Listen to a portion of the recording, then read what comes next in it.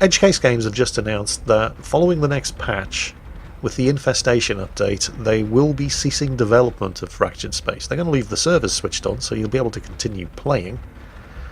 But future development, as of, well, the next patch, is no more.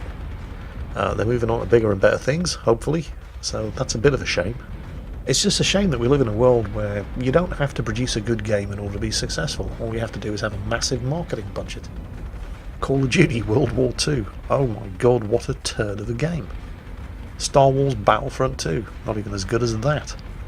And yet both sell hundreds of millions of copies. Edgecase Games, zero marketing budget. And they have a couple of good games to their name. They were the developers of Strike Suit Zero. Does anybody remember that? That did quite well. And the success of that game funded the development of Fractured Space. Unfortunately, they had zero marketing budget. In fact, they were almost completely reliant on, well, people like me putting videos up on YouTube and people live streaming the game in order to get word of mouth around, but it just wasn't enough. Just making a good game and hoping people notice it just isn't enough these days.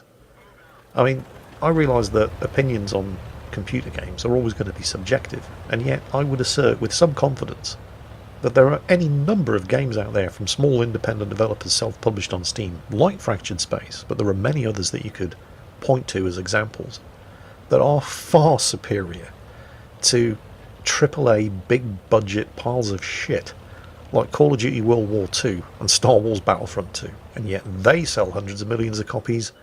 And how many people have heard of Fractured Space? How many people have heard of Inside? How many people have heard of What Remains of Edith Finch? And these are all fantastic games. But nobody's playing them.